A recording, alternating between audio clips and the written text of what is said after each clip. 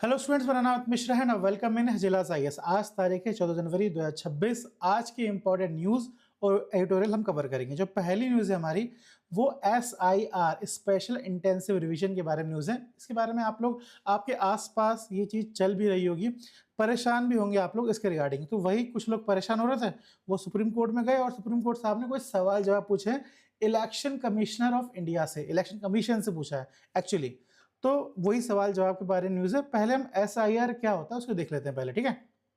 नई चीज़ क्या आई है मार्केट में, बैकग्राउंड देख लेते हैं। बैकग्राउंड ये है कि हर साल लिस्ट अपडेट होती है। देखो ये लिखा है, कहाँ गया पैन, वाह।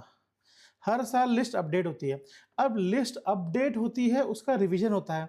पर इस बार क्या करा है, स्पेशल इंटेंसिव रिवीजन करा है। रिवीजन हर साल होता है, अपडेट हर साल होता है, पर इस बार स्पेशल करा है। स्पेशल करने का कारण क्यों है?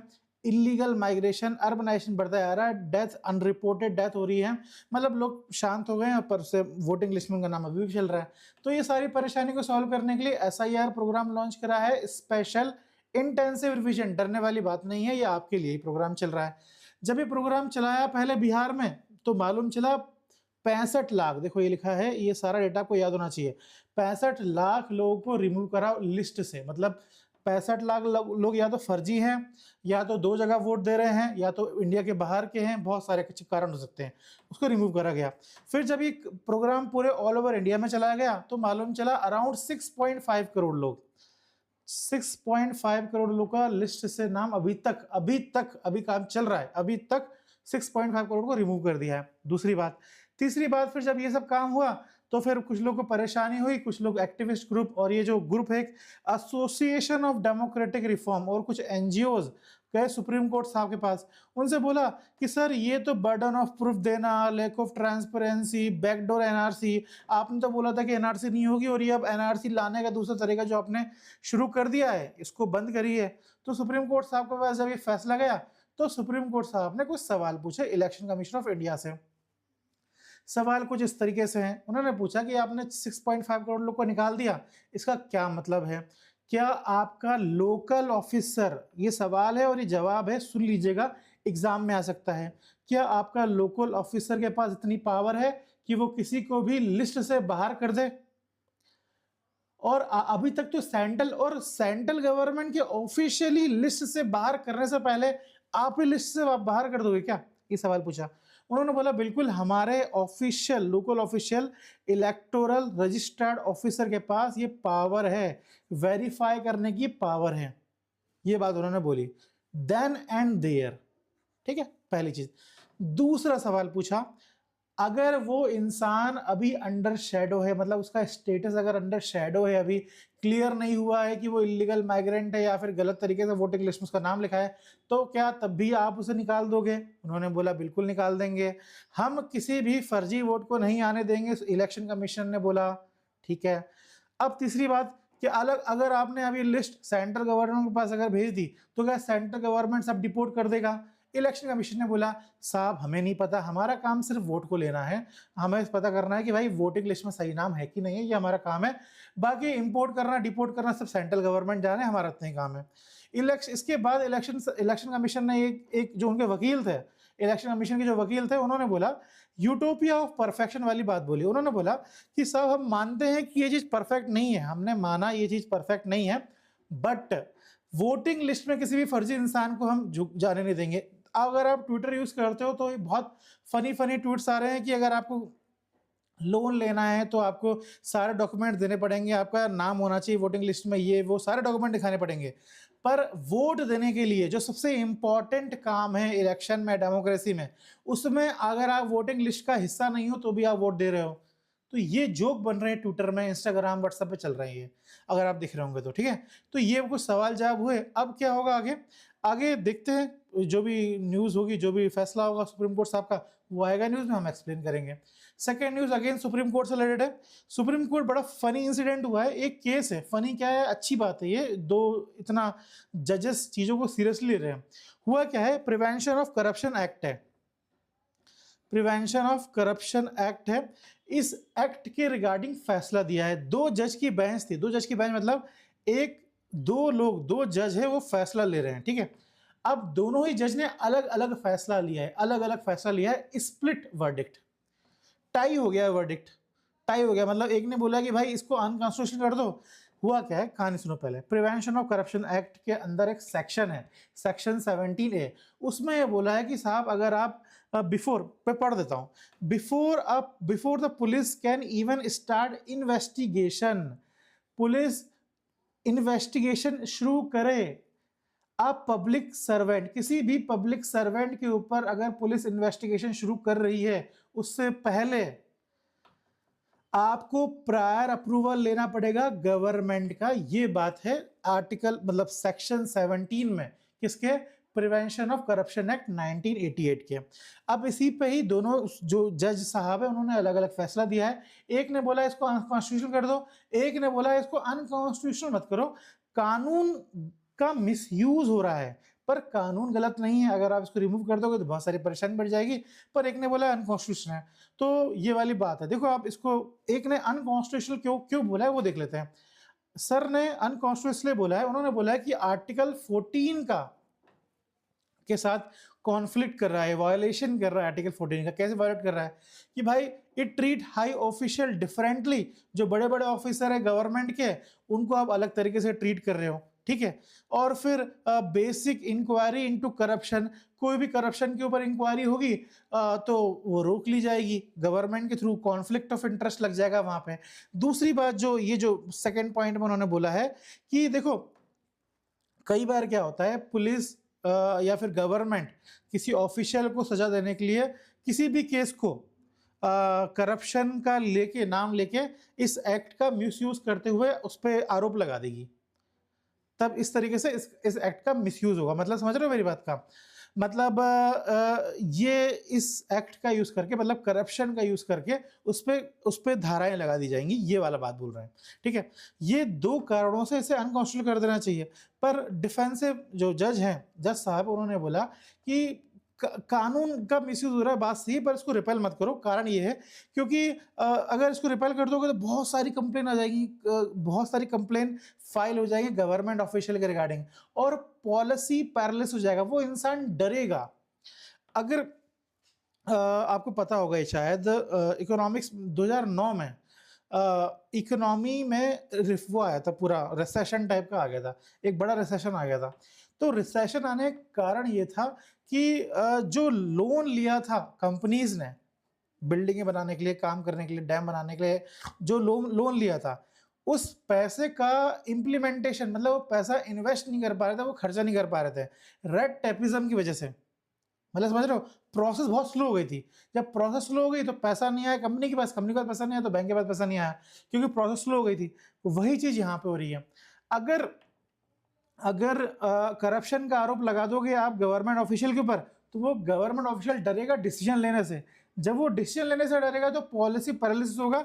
और मतलब जैसे अभी अभी ही हम बोलते हैं कि सरकारी काम बहुत धीरे होता है, उसके बाद वो सरकारी काम और धीरे होगा, पॉलिसी पैरालिसिस बोलते हैं इसे, रेड टेपिज्म बोलते हैं। अगर आपको जज साहब ने बोला अगर आपको परेशानी है गवर्नमेंट से कि कॉन्फ्लिक्ट ऑफ इंटरेस्ट हो जाएगा वगैरह वगैरह, तो आप क्या करो, एक इंडिपेंडेंट अथॉरिटी से पूछ लो।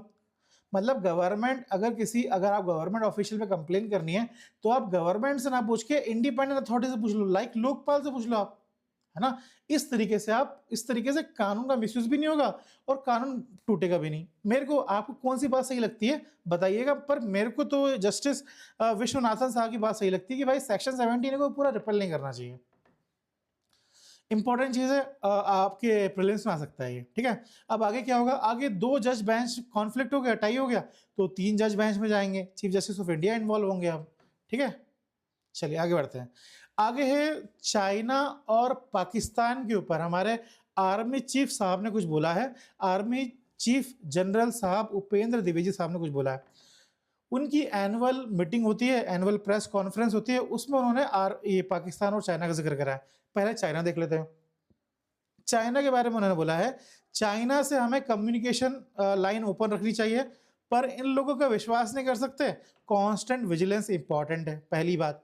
दूसरा ये बोला है सक्शगाम वैली न्यूज पे चल रही है, आपने देखा भी होगा न्यूज में, सक्शगाम वैली के रिगार्डिंग ये न्यूज चल रही है कि गवर्नर साहब ने या फॉरेन ऑफिशियल ने बोला कि सक्सेना वैली इंडिया की है और चाइनीज ऑफिशियल ने बोला कि सक्सेना वैली चाइना की है। तो इसके रिगार्डिंग आर्मी चीफ साहब ने बोला कि सक्सेना वैली इंडिया की है, ये सारी बात फर्जी है। सक्सेना वैली इंडिया की क्यों है, इसके लिए आपको इसकी हिस्ट्री जाननी पड़ेगी और ज्योग्राफी जाननी पड़ेगी। सक्सेना वैली यहाँ पर है, देखो आप, ये जो एरिया है ये सक्सेना वैली का है। पेन को रेड ले लिया जाए तो ज़्यादा अच्छा रहेगा, थोड़ा सा मोटा कर लिया जाए तो जब मजा आएगा। सक्सेना वैली ये वाला एरिया है और ये है सियाचिन ग्लेशियर।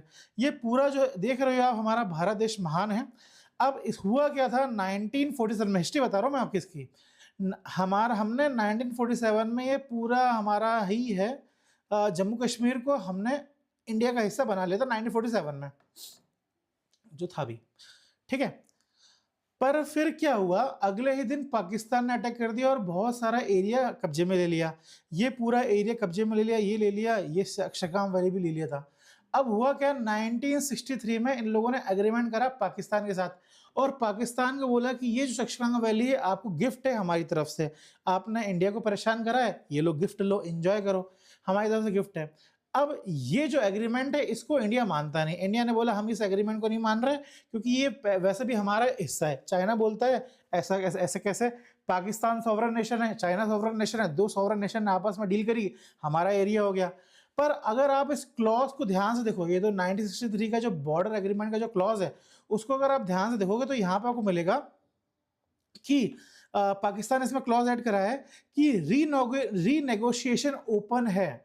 जब ये पूरा जम्मू कश्मीर पाकिस्तान का हो जाएगा, वो दिन, वो कयामत का दिन जब जम्मू कश्मीर पाकिस्तान का हो जाएगा, वो सपना जब हो जाएगा उनका देश, उस दिन हम फिर से बात करेंगे चाइना, हम फिर से सक्सेना वैली के ऊपर बात करेंगे, निगोशिएट करेंगे और हम कोशिश करेंगे कि ये हमारा हिस्सा हो जाए। इस तरीके से क्लॉज बनाया गया था।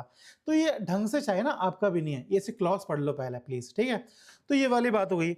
अच्छा, इसमें जोग्राफिकल लोकेशन ऑफ सक्सेना तो इंपॉर्टेंट है ही, पर एक पास, एक जोग्राफिकल पास, ये देखो रास्ता है, ये छोटा सा रास्ता है जिस रास्ते से चाइना जम्मू कश्मीर और सक्सेना वैली को एंजॉय कर पा रहा है, उस पास का नाम है अगिला, अघिल पास, AGHIL, अघिल पास, इसको याद रखिएगा। इस अघिल पास के थ्रू चाइना यहाँ पे सड़क बना रहा है और वो सक्सेना वैली, सियाचिन ग्लेशियर हमारे अफेक्ट हो रहे हैं, ठीक है। चलिए अगली न्यूज पे जाएं। अगली न्यूज है ट्रम्प साहब। कोई न्यूज ऐसा नहीं हो सकता, कोई दिन ऐसा नहीं होगा जब ट्रम्प साहब की न्यूज नहीं आए। ट्रम्प साहब ने ये बोला है कि वहां के, मतलब पहली चीज तो ये याद रखो इस न्यूज के रिगार्डिंग, ट्रम्प साहब ने पूरी दुनिया को बोल दिया है जो भी ईरान के साथ ट्रेड करेगा उस पर हम टैक्स लगा देंगे, टैरिफ लगा देंगे 25% का। मतलब अगर आपका सामान 100 रुपए का है, अगर आपका सामान 100 रुपए का आप एक्सपोर्ट कर रहे हो ईरान को, तो वो ईरान में 125 रुपए का बिकेगा और आपका सामान बिक नहीं पाएगा क्योंकि वो महंगा हो जाएगा और आप बर्बाद हो जाओगे, आपका एक्सपोर्ट कम हो जाएगा, फलाना ठिकाना। ये बोला है ट्रम्प साहब ने। अब इससे इंडिया को क्या नुकसान होगा ये हम देखेंगे आज की न्यूज में। पूरा ईरान का इशू क्या है वो देखेंगे क्योंकि 3 एडिटोरियल आए हैं। देखो ये एक पूरा एडिटोरियल आ गया, ये एक आया है और एक ये आया है, ठीक है। इसमें हम देखेंगे कि भाई इंडिया को क्या फर्क पड़ेगा, ईरान की असली परेशानी क्या है वो देखेंगे। और फिर ये देखो एक और जो इन्होंने बोला है कि भाई प्रोटेस्टर्स, ट्रंप ने सारे प्रोटेस्टर को बोला है कि टेक ओवर इंस्टीट्यूशंस। प्रोटेस्टर्स को बोला है भाई साहब हड़प लो सारे इंस्टीट्यूशंस, गवर्नमेंट को भगा दो, तुम खुद गवर्नमेंट बन जाओ, ये ट्रंप साहब ने बोल दिया। तो क्या करके पूरी न्यूज देखते हैं। पहले हम देखते हैं ईरान की परेशानी क्या है, रियल रीजन क्या है जिसकी वजह से ईरान परेशान है और अमेरिका उसको दबा कैसे पा रहा है, ये देख लेते हैं। देख, पहली परेशानी है ईरान की, उसकी करेंसी, हाइपर इन्फ्लेशन आ गया है। हाइपर इन्फ्लेशन मतलब ये होता है कि उसकी मनी की वैल्यू कम हो गई है। मैंने कल बताया था आपको इन्फ्लेशन के बारे में। $1 हमारे यहाँ पे कितना है, 90 रुपए 85 रुपए कुछ ये चल रहा है, पर ईरान में $1 कितना है, $1 मार्केट रेट बता रहा हूं मैं आपको, रियल मार्केट रेट कितना है, 14 लाख रुपए, 14 lakh riyal. $1 is equal to 14 lakh riyal है, ये रेट चल रहा है, ये मार्केट रेट है। पर गवर्नमेंट क्या बोल रही है, $1 इज इक्वल टू 42,000 रियाल, ये गवर्नमेंट बोल रही है। गवर्नमेंट तो कुछ ही बोल रही है पर इकोनॉमी मार्केट पे चल रही है तो मार्केट हिसाब से ट्रेड होगा ना, जिसकी वजह से उनका जो पूरा मार्केट है, जिनका तेहरान बाजार है, वो पूरा जो ट्रेडिशनल मर्चेंट हार्ट था ईरान का, वो पूरी तरीके से परेशान चल रहा है। इस वजह से ईरान ज़्यादा परेशान है। अब जब भी परेशानी होती है ईरान में, तो ईरान जनरली क्या करता है, कोई भी गवर्नमेंट क्या करती है, 3 स्टेप लेती है। पहला तो ये है फोर्स से रोक लो, दूसरा ये है कि कुछ पैसे दे दो, $7 मंथली दे देते हैं पैसे ये लोग, कुछ पैसे दे दो, या फिर गवर्नमेंट कुछ दिन तक इंतजार कर लेती है, जैसे हमारे यहाँ भी गवर्नमेंट ने इंतजार करा था, याद करो तो वो पंजाब का केस हो गया था ना, ठीक हो, एग्रीकल्चर रिलेटेड प्रॉब्लम हो गई थी।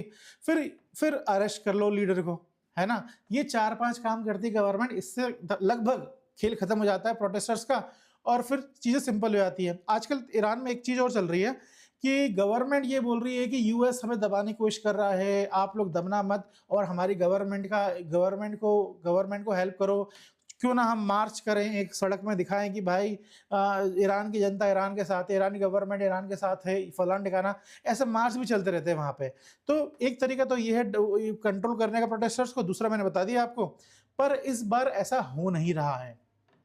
इस बार क्या खास बात है, इस बार ऐसा इसलिए नहीं हो रहा है क्योंकि ईरान और इजराइल दोनों ने अटैक कर दिया था। उस ईरान मतलब इजराइल और यूएस ने दोनों मिलकर अटैक करता है ईरान के ऊपर, जिसकी वजह से ईरान का डिफेंस जो उसकी स्ट्रेंथ है, जो इम्पेनिट्रेबल डिफेंस है, वो वीक मालूम चल गया है पूरे वर्ल्ड को।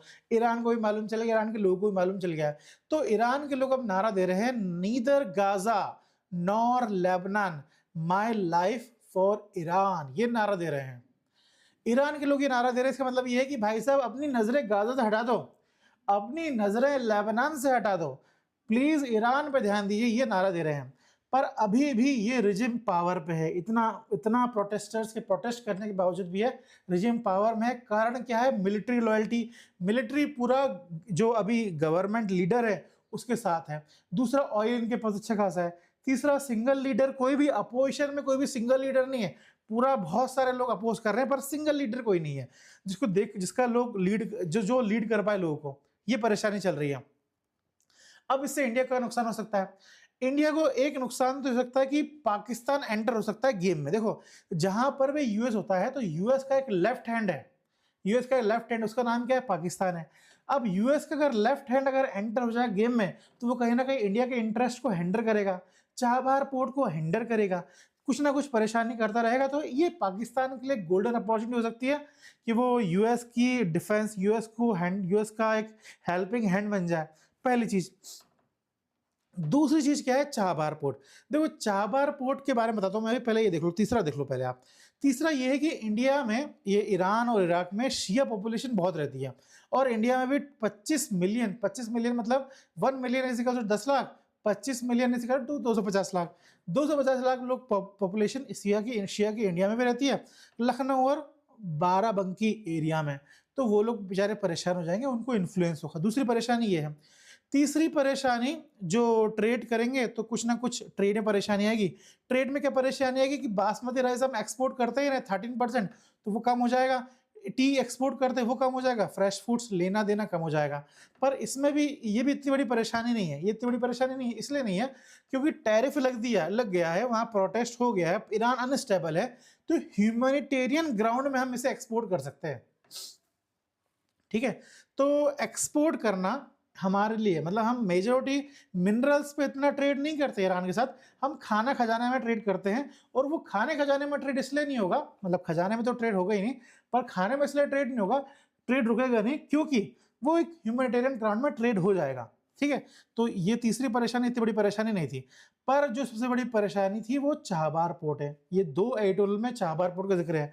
तो चाबहार पोर्ट परेशानी हो सकती थी, पर अभी वो परेशानी भी नहीं है। क्यों परेशानी नहीं है, पहले चाबहार पोर्ट की लोकेशन देख लो, उसकी इंपॉर्टेंस देख लो। चाबहार पोर्ट हमारा यहाँ पर है। अगर चाबहार पोर्ट अगर पाकिस्तान ने परेशान करा, तो पाकिस्तान या फिर ईरान की वजह से हम लोग एक्सेस नहीं कर पाए चाबहार पोर्ट को, तो पहली परेशानी ये आएगी कि हम लोग अफगानिस्तान के साथ ट्रेड नहीं कर पाएंगे, अफगानिस्तान दोस्ती नहीं हो पाएगी, अफगानिस्तान दोस्ती नहीं होगी तो पाकिस्तान से हम कंट्रोल नहीं कर पाएंगे, पहली चीज। बलूचिस्तान में जो परेशानियां क्रिएट हो रही हैं वो थोड़ी कम हो जाएंगी क्रिएट कर होना, क्योंकि थोड़ा बहुत तो इंडिया का इन्फ्लुएंस हो गई। और सेंट्रल एशिया में हमारा जो रास्ता है वो बहुत मुश्किल हो जाएगा जाना, क्योंकि पाकिस्तान एक रास्ता है जाने का, पर पाकिस्तान के थ्रू तो जा नहीं सकते, ईरान चाबहार पोर्ट के थ्रू जा सकते हैं। ये एक चीज़ थी, इसलिए चाबहार पोर्ट हमारे लिए इंपॉर्टेंट है। पर चूंकि हमारी डिप्लोमेसी बढ़िया चल रही है, डिप्लोमेटिक विन चल रही है इंडिया की, इसलिए चाबहार पोर्ट को हमने 8 महीने तक हम चाबहार पोर्ट पे कोई भी रुकावट, कोई भी ट्रेड में दिक्कत, कोई भी टैरिफ से दिक्कत नहीं होगी, क्योंकि हमने यूएस के साथ एक एग्रीमेंट साइन करा हुआ है। कौन सा एग्रीमेंट साइन करा हुआ है? वेवर एग्रीमेंट साइन करा हुआ है हमने यूएस के साथ। देखो ये लिखा 6 मंथ सैंक्शंस वीवर एग्रीमेंट हमने साइन करा है यूएस के साथ। 6 महीने तक, 8 महीने बोला है क्या मैंने यहाँ पे? 6 महीने तक यूएस कोई भी सैंक्शन नहीं लगा सकता है चाबहार पोर्ट के लिए इंडिया पे। ये एग्रीमेंट साइन करा हुआ है। ये एग्रीमेंट से फायदा क्या होगा हमें? मैंने बता दिया आपको, अफगानिस्तान को हम और सेंट्रल एशिया को हम जा सकते हैं, ट्रैवल कर सकते हैं, हैंडल कर सकते हैं। और इससे यूएस को क्या फायदा होगा? यूएस को फायदा ये होगा कि यूएस, अगर इंडिया वहां पे नहीं होगा तो चाइना होगा, और यूएस चाहता नहीं है कि चाइना वहां पर हो, इसलिए हमने यूएस ने और हमने मिलके यूएस ने हमें वेवर दिए। अच्छा, सैंक्शंस का सीन ये होता है, सैंक्शन का ये होता है मतलब कि अगर हमें किसी भी कंट्री से ट्रेड करना है तो अभी भी ट्रेड डॉलर में ही होती है, और जबकि ईरान जैसी कंट्री जो बहुत अनस्टेबल है, उन कंट्री से अगर हमें ट्रेड करना है तो डॉलर में करना चाहिए, क्योंकि वो कभी भी खत्म हो सकती है, क्योंकि करेंसी की वैल्यू भी बहुत कम है, तो ट्रेड डॉलर में ही करते हैं। हालांकि हम कुछ ट्रेड अब लोकल करेंसी में भी करने लगे हैं, पर डॉलर के ट्रेड करते हैं जब हम, तब यूएस के बैंक की इंपॉर्टेंस बढ़ जाती है, और जब यूएस के बैंक की इंपॉर्टेंस बढ़ती है तब वहां यूएस का रोल बढ़ जाता है, और यूएस हम पे सैंक्शन लगा देता है। तो यही कारण है सैंक्शंस का। अगर सैंक्शंस लगता है तो यूएस का बैंकिंग सिस्टम हम यूज नहीं कर पाएंगे। अगर हम उस सैंक्शन को वायलेट करेंगे तो यूएस अपना बैंकिंग सिस्टम हमें यूज करने नहीं देगा, एक्सचेंज करने में डॉलर यूज हमें करने नहीं देगा, तो ये परेशानी आ जाएगी। ठीक है, तो ये हो गई दूसरी चीज। तो इसलिए हम सैंक्शन मानते हैं। अगली चीज, चांसलर साहब, जर्मनी के चांसलर साहब आए थे, तो उसके रिगार्डिंग न्यूज़ है। कल हमने कुछ बात करी थी, आज कुछ और बात करेंगे और देखेंगे कि इनकी जो विजिट है वो इम्पोर्टेंट क्यों है। पहला कारण है इम्पोर्टेंस होने का कि एशिया की इनकी ये पहली विजिट थी और इंडिया में ये पहली बार आए हैं। मतलब एशिया में इनकी पहली विजिट है, मतलब एशिया में ये पहली बार इंडिया में ही आए हैं। Okay, obviously. ठीक है, दूसरी चीज ये थी कि इसी महीने के एंड में या फिर फरवरी के स्टार्टिंग तक इंडिया और यूरोपियन यूनियन की सबमिट होने वाली है। देखो ये लिखा है, सबमिट होने वाली है। उस सबमिट में अगर इनका एक पॉजिटिव फीडबैक चले जाए, इंडिया के रिगार्डिंग एक पॉजिटिव फीडबैक चला जाए, तो ये सबमिट एक पॉजिटिव नोट पे एंड हो सकती है। इंडिया बहुत कोशिश कर रहा है कि यूरोपियन यूनियन के साथ एक फ्री ट्रेड एग्रीमेंट हो जाए। अगर जर्मनी का एक हाथ रहा, एक फीडबैक पॉजिटिव रहा, तो ये एग्रीमेंट होने के चांसेस ज्यादा हैं। ठीक है, ये वाली बात हो गई, इसलिए जर्मनी इंपॉर्टेंट भी हमारे लिए। और जर्मनी यूरोपियन यूनियन का इंपॉर्टेंट देश भी है, मतलब सबसे, मतलब वन ऑफ द स्ट्रॉन्ग जो इकोनॉमी है वो स्ट्रॉन्ग क्या, 4th लार्जेस्ट इकोनॉमी वर्ल्ड की जर्मनी ही है शायद, if I am not wrong.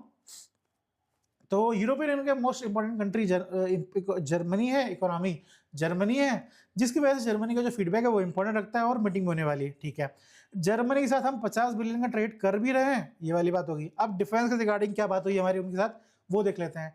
Defence के साथ ये बात हुई है कि हम को प्रोडक्शन भी करेंगे, सिर्फ हम इंपोर्ट नहीं कर रहे। इंपोर्ट की रिगार्डिंग तो बात हुई होगी, क्योंकि देखो एक बहुत बड़ा कॉन्फ्लिक्ट है इंडिया और जर्मनी के रिगार्डिंग कि आप जो भी सामान ले रहे हो, जो भी डिफेंस के इक्विपमेंट्स ले रहे हो, वो आप रशिया से क्यों ले रहे हो साहब? ये रशिया से आप ले लेते हो ना, तो हमें बहुत बुरा लगता है। आप क्योंकि आप हमसे क्यों नहीं लेते हो डिफेंस इक्विपमेंट, ये वाली बात हुई। तो फिर मोदी जी ने बोला भाई साहब ले लेंगे पर को डेवलप करना पड़ेगा, हम दोनों मिलकर डेवलप करेंगे तब ज़्यादा मजा आएगा, ये वाली बात हुई। इन्वेस्टमेंट करने की बात बोली, उन्होंने बोला कि ये मिडिल स्टैंड मतलब छोटी मोटी जो एमएसएमई होगी आपके यहाँ की, उसको बोलो कि हमारे अहमदाबाद, हमारे देश में कुछ ना कुछ छोटी मोटी कंपनी लगाए, ये तो बात बोली। कॉन्फ्लिक्ट का मैंने बता दिया एक पॉइंट आपको कि रशिया के साथ बड़ी परेशानी चल रही है इन लोग की। दूसरा ये चाइना के साथ, देखो ये पूरी दुनिया ये चाहती है, पूरी दुनिया ट्रेड कर रही है चाइना के साथ, पर पूरी दुनिया ये भी चाहती है कि चाइना को बैलेंस करा जाए। तो वही उन्होंने बोला कि भाई इंडो पैसिफिक में आप चाइना को बैलेंस करने के लिए हमारी हेल्प करो। अब पर आजकल तो हम चाइना से दोस्ती कर रहे हैं ना, ये दूसरी परेशानी। फिर तीसरी परेशानी है अरिया शाकेश। ये अरिया शाकेश बहुत न्यूज में चल रहा है, तो मैंने सोचा कि एक आपसे बात ही कर लूँ इसके रिगार्डिंग, है ना। देखो अरिया शाकेश क्या है, एक है शाह फैमिली, भावेश शाह साहब थे सॉफ्टवेयर के इंजीनियर थे ये, तो ये जर्मनी गए थे काम करने के लिए अपनी वाइफ के साथ। अब इनका बच्चा हुआ, 7 साल की बच्ची थी, अरिया नाम था उसका। अब इनकी इनकी मम्मी भी थी, मतलब अरिया की जो ग्रैंड मदर थी, वो कुछ मालिश-वालिश कर रही होंगी, कुछ तो कर रही होंगी। तो इस बच्चे का जेनिटल एरिया कुछ डैमेज, मतलब अफेक्ट हो गया उसका, मतलब कुछ हिंडर हो गया, माइनर इंजरी हो गई उसके जेनिटल एरिया में। फिर जब इसे डॉक्टर के पास ले गए तो वहाँ के डॉक्टर ने क्या करा, वहाँ के जर्मन यूथ वेलफेयर ऑफिसर को बोल दिया। जब इस ऑफिसर को बोला गया, तब क्या हुआ कि सारा केस चेंज हो गया और इस बच्चे की जो कस्टडी है, इसकी फैमिली से लेके अब कोई जर्मन फैमिली को दे दिया है कस्टडी। ठीक है, मतलब अब इसकी देखभाल कोई, वो उसकी खुद की फैमिली नहीं करेगी, इसकी देखभाल कोई जर्मन फैमिली करेगी, ये बोला है जर्मन कोर्ट ने। ठीक है, अच्छा, ये जो आरोप लगाए थे उसकी फैमिली के ऊपर, शाह फैमिली के ऊपर, जो ग्रैंड मदर के ऊपर आरोप लगाए थे कि आप जेनिटल एरिया को इंजर कर रहे हो, ये सब, तो ये बाद में मालूम चला कि ये सारे आरोप क्या है, इनवैलिड है और इसमें ये एक्सीडेंटली हुआ है। ठीक है, ये वाली बात है। देखो यहाँ पे लिखा है ना, क्लियर चिट मिल गई है इसके रिगार्डिंग, पर फिर भी ये केस अभी भी जर्मनी कोर्ट इसे पूरी तरीके से हैंडल कर रही है और अभी भी जो बच्चे की जो फॉस्टर होम्स में केयर हो रही है, जर्मनी के फॉस्टर केयर्स में, वो उसकी उसकी उसकी केयर हो रही है। ठीक है, अब बच्चे की एज क्या हो गई, 5 साल हो गई है। ठीक है, अच्छा, इंडिया क्या बोलता है, इंडिया के फॉरेन सेक्रेटरी ने भी ये बोला और अभी वो यहाँ पे आए थे इंडिया में, चांसलर साहब फेडरिक साहब इंडिया में आए थे, तो वहाँ पे मोदी जी ने भी यही बोला कि अभी बच्चे की जो कस्टडी है वो हमें दे दो, है ना, क्योंकि हमारा राइट है, हमारा हमारा राइट है उस बच्चे पे, ह्यूमैनिटेरियन राइट और कल्चरल राइट है हमारा, उसको वायलेट मत करो। तो जर्मनी ये बोलता है कि साहब ये फैसला हमारे हाथ में नहीं है, ये सारा फैसला जो जर्मनी की जुडिशरी है वो देखती है, आपको उससे बात करना पड़ेगा। ठीक है, तो ये वाली बात यहाँ पे खत्म हो गई। Even prime minister Modi ji के कहने पर भी चांसलर साहब ने बस यही हुआ है कि जो काउंसलिंग की काउंसलर एक्सेस बढ़ जाएगी, मतलब इंडियन ऑफिशियल्स ज़्यादा एक्सेस कर पाएंगे, पर अभी भी जो फाइनली कस्टडी है, वो बच्ची कस्टडी अभी भी जर्मनी के पास में भी। ठीक है, तो यहाँ पे आज की जो न्यूज़ हमने कवर कर ली है। एक न्यूज़ थी, मैं चाहता था इसे कवर करना, क्विक कॉमर्स प्लेटफॉर्म, मतलब जो 10 मिनट डिलीवरी है ना, उसको हटा दिया है। ठीक है, हटा दिया है। इसके बारे में डिस्कस करना चाहता था, पर डिस्कस करेंगे इसके ऊपर जब इसके ऊपर एडिटोरियल आ जाएगा। अभी तो बस सिर्फ ये न्यूज़ है कि जो 10 मिनट डिलीवरी है, जो ब्लिंकिट की या फिर जो भी जोमेटो की है, उसको, उसका जो क्लॉज है उसको पूरी तरीके से हटाने की बात करी गई है। ठीक है, ये वाली बात करिए। इसका जब एडिटोरियल आएगा तब ज़्यादा मजा आएगा इसे एक्सप्लेन करने में। ठीक है, चलिए आज की क्लास खत्म करते हैं। Thank you, have a nice day. Please please please like, comment, subscribe our channel. Have a nice day.